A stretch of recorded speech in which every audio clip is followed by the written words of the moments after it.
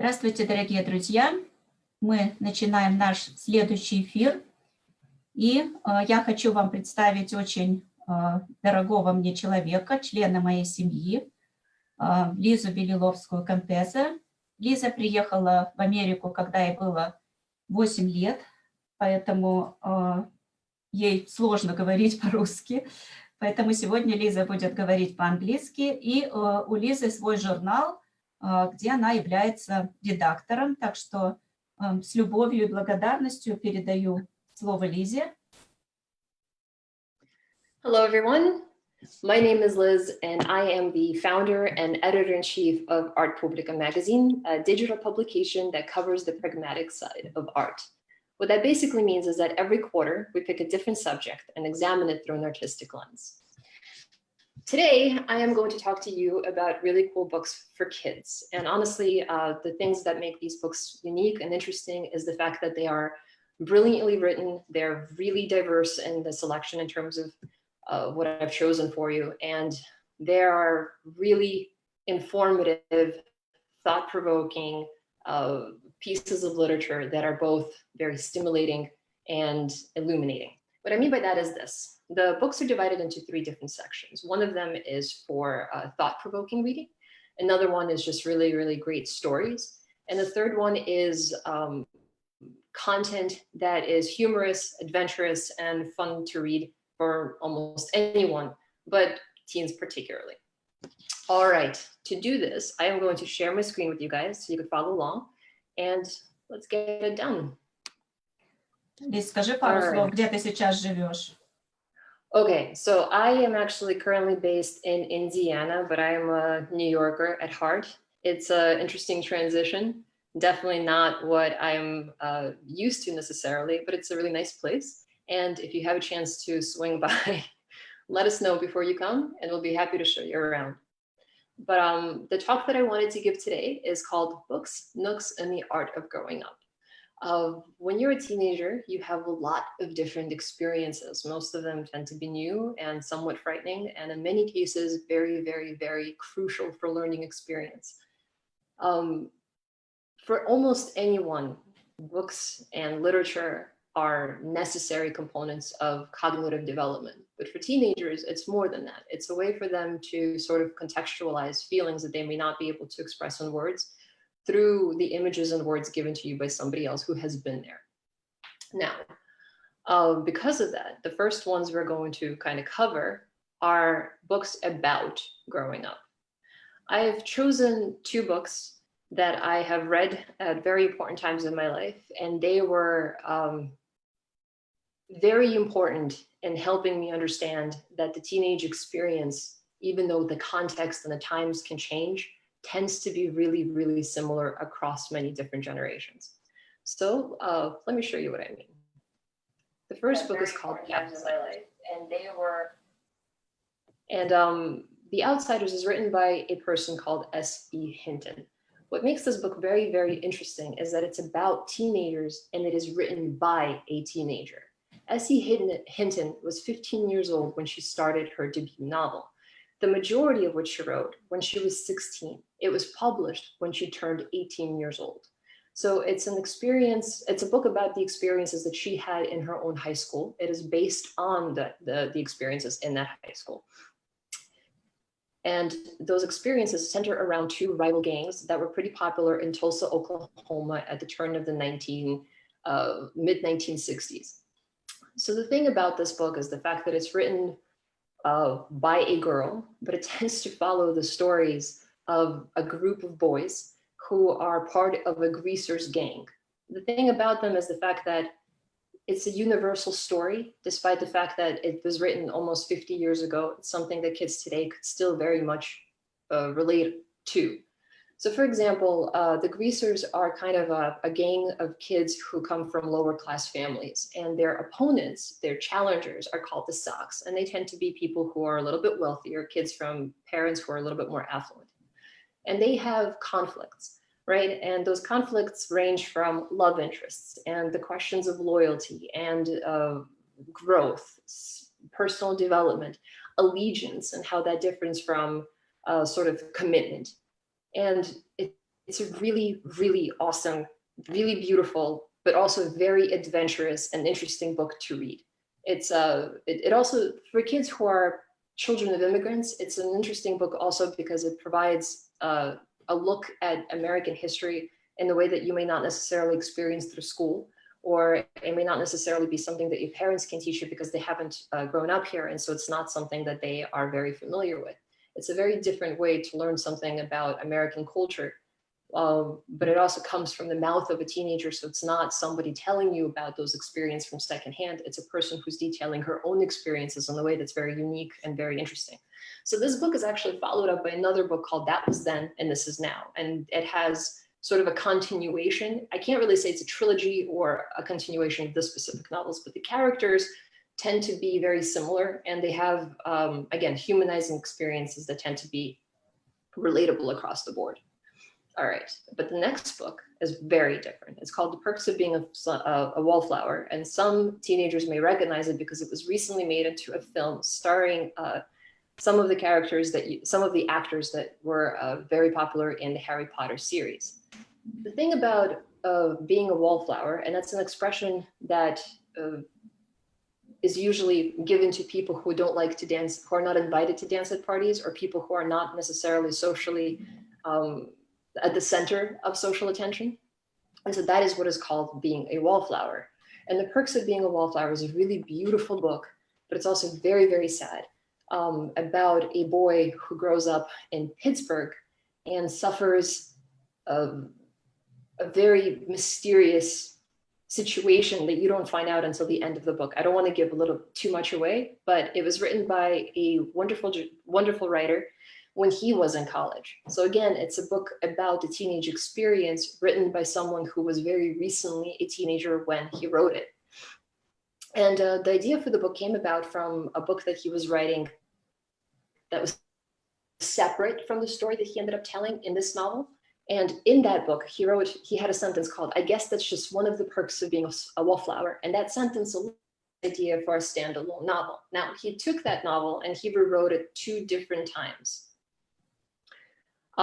And the final version, the one that was published and the one that the movie was based on, was actually published in 1998. It is a book that I found at a pretty crucial time in my life. And having those pages, having that story really made me understand that there are people out in this world who could understand and relate to the teenage angst that tends to characterize the lives of young people.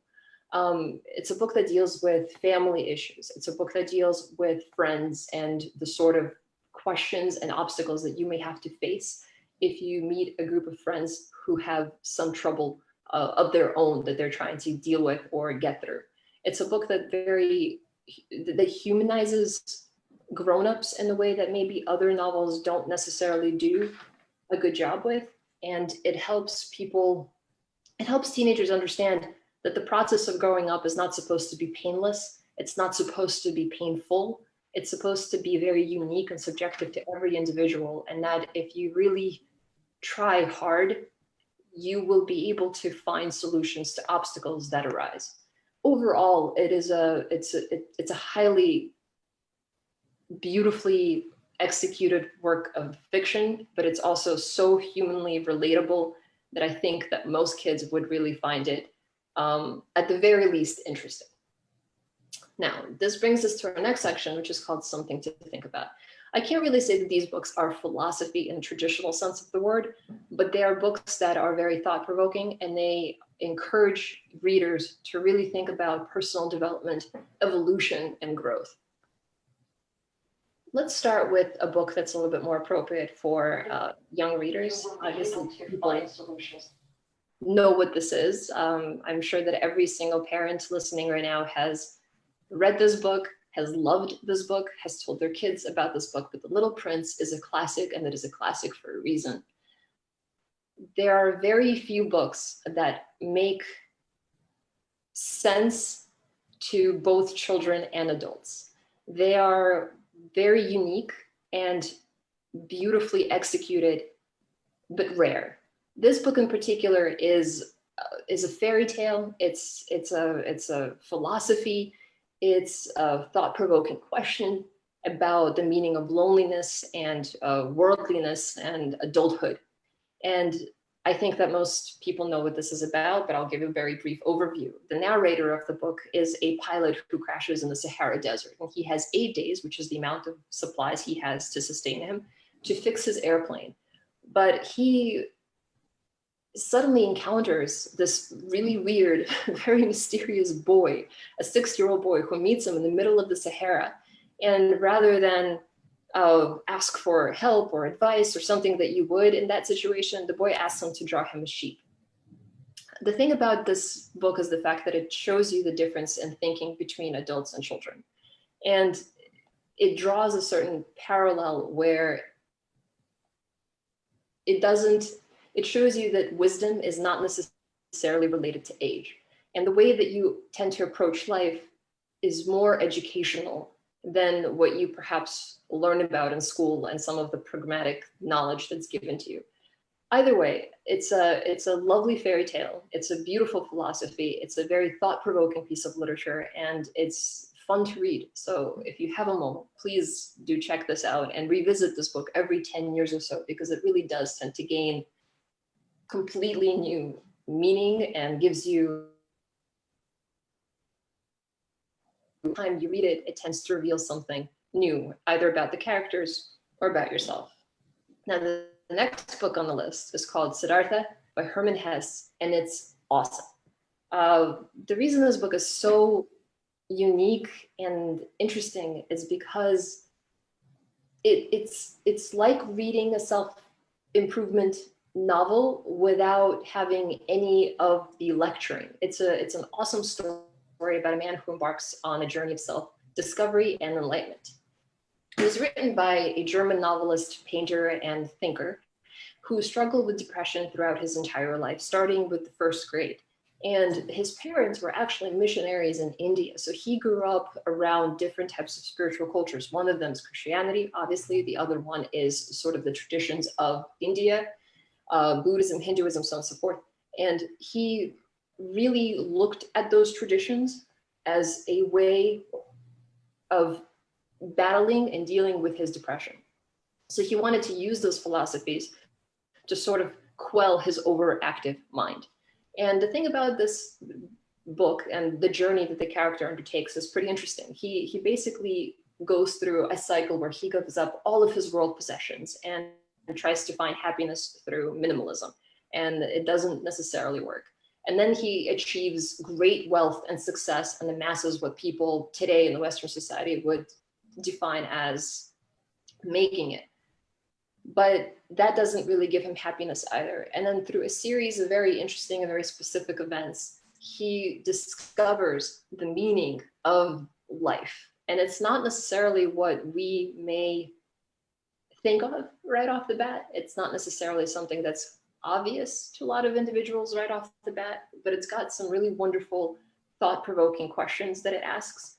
And for developing young minds, it's a wonderful resource to get them thinking about questions that are not religious-based, but they are they're questions that really help sharpen the mind and grow the soul. And for kids these days, that's probably important. This brings me to my next section, which is probably my favorite, and it is epic adventure. Now, if the other books were a little bit more serious or a little bit more thought-provoking, this is strictly fun. So Harry Potter fans, fans of The Golden Compass, there's a million different books that are very popular amongst kids today, but these are the ones that I would really recommend. Miss Peregrine's Home for Peculiar Children is a great, great trilogy. It is written by a young writer, fairly young writer called Ransom Briggs. This is his debut novel, and it's really, really fun and interesting to read. In this book, well, in the trilogy of these books, you have adventures and magic and all of these really different characters that are both quirky and fun and mysterious and totally weird. But it's a really, really, really cool book, full of really awesome adventures. And the 3 different books, they have a linear story, but each one kind of is a standalone adventure. So highly recommended. And you guys should check it out. And also, the interesting thing about the way this book is organized is that the author had these pictures that he got from collectors.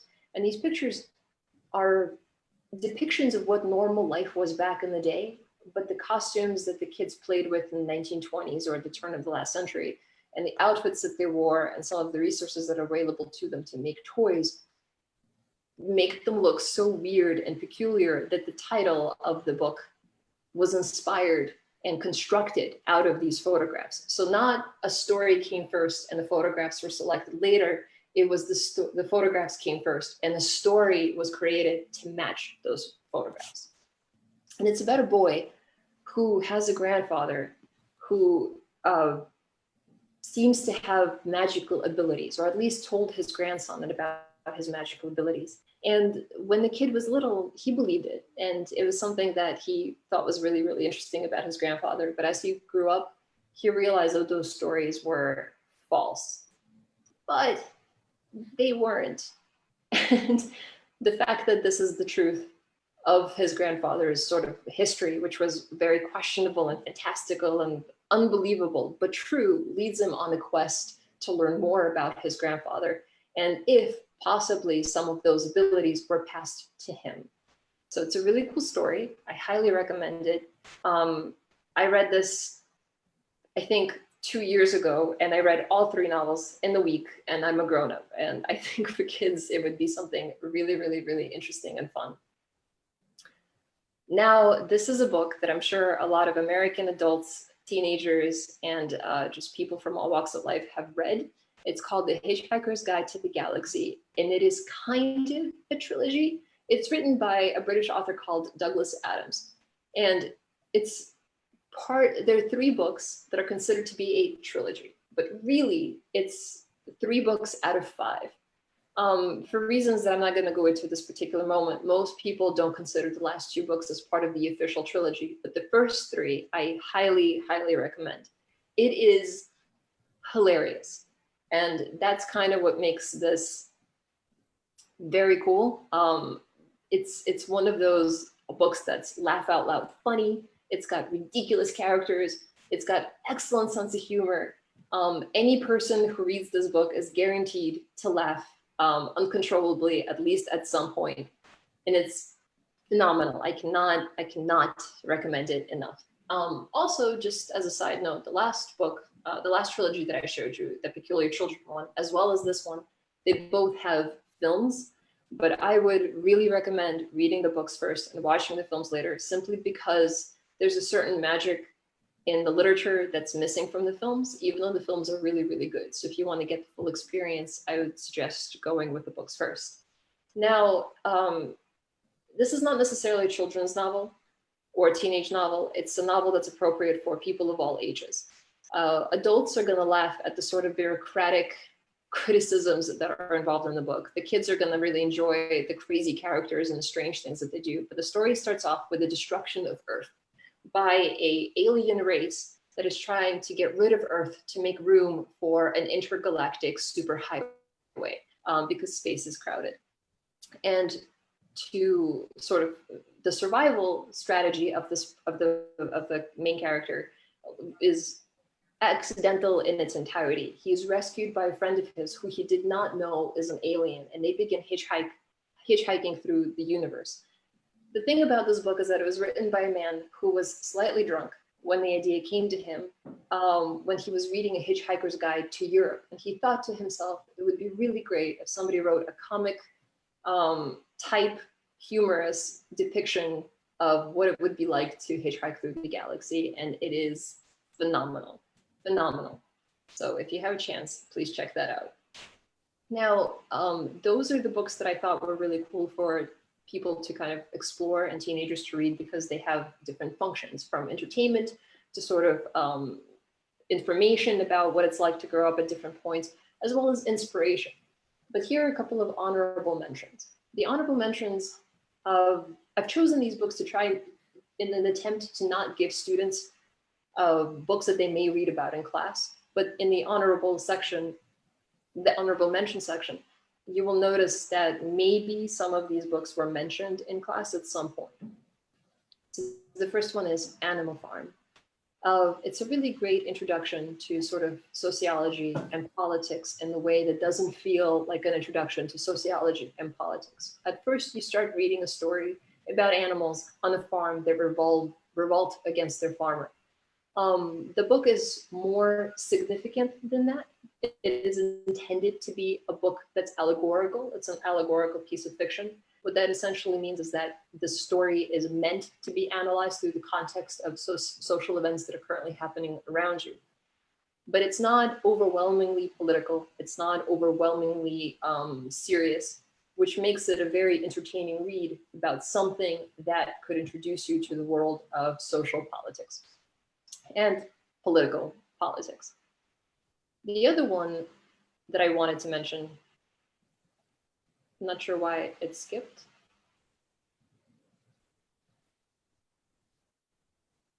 Oops. Sorry about that. One slide is a little bit out of order. The next one is The Illustrated Man. It's by Ray Bradbury. The thing about this is 18 different stories, and they're connected by this one sort of literary device. And it's the idea that there's a man who's part of a circus, and he was tattooed by a magical woman. So every night his tattoos start to move, and each one tells a different story. So this book is a combination of each one of those stories that is inspired by every individual tattoo on this man's body. And it's really interesting because it deals with psychology and technology and sociology and politics and literature. And it's a very, very interesting compilation of stories that reveal a lot of sort of different areas of society that we may not necessarily think about. And because it's sci-fi, that Ray Bradbury is notoriously a science fiction writer, it's a very different genre than what a lot of the other books that we mentioned tend to be, except for Hitchhiker's Guide. There's a certain overlap, but if Hitchhiker's Guide is a comedy, this is more of a thriller. I think that would be a really good way of putting it. And now, The Secret Adversary by Agatha Christie. I think most people would agree that she is an amazing writer. And for kids who grew up reading Nancy Drew or the Hardy Boys, which were sort of like crime novels for kids, this is the next great step. Sherlock Holmes is also something that I really recommend, but The Secret Adversary or Agatha Christie novels tend to be extremely well written, very interesting, and it is so, so hard to guess the conclusion or the answer to these mysteries that you're going to be surprised until the very, very last page. And that's one of the things that makes this book particularly amazing. And it's also the book that introduces the readers to 2 or 3 other characters that tend to reoccur in other books. So if you read this one first and you continue reading her material, it's going to give you a really good introduction to characters that tend to reappear. Now, a little bit about growing up. I'm going to stop the share at this particular point. I just wanted to say, teenagers are smart. Teenagers are motivated, they're resourceful, they're interesting people who simply need a little bit of guidance in learning how to express themselves and how to cultivate thoughts and emotions in the way that assist them later in life. There is nothing better than reading. It's critical thinking, it's empathy, it's information, it's history, it's sociology, it's a bunch of different components that work together to really sharpen the mind and grow the soul or the development, personal development of every individual that tends to consume a lot of information. And it's information that's not it's not delivered in the same way that Facebook information is delivered to you. You could pace yourself. You can control how much input you have. And that makes people happier. I would highly recommend most people to get off the internet if they can, if your job doesn't depend on it, if you're not giving a lecture on Zoom. If you can, get off the internet and just read at a time where people are stressed and there are some problems going on in the world. It is one of the best ways to organize your mind, to calm your soul, to find a little bit of joy and practice mindfulness. So if you have a chance, check out this list, make sure that you find some other books. Grown-ups, feel free to share stories that you read for adults and simplify them for children. Children, feel free to read stories and tell them to your adult parents. They may learn something. And from the bottom of my heart, thank you for letting me talk to you about some of my favorite books. Thank you so much, Liz. It was such a great overview. And that just tell our audience that we are planning to do an overview of movies, right? Yes, we're going to Okay. do the movies. They're much like this list. It's going to have a little bit of everything. So it's not going to be serious stuff. It's going to be fun stuff and serious stuff. Thank you so, so much. My pleasure. Okay. Bye, guys. Okay. Bye, Liz. Talk to you soon. Bye.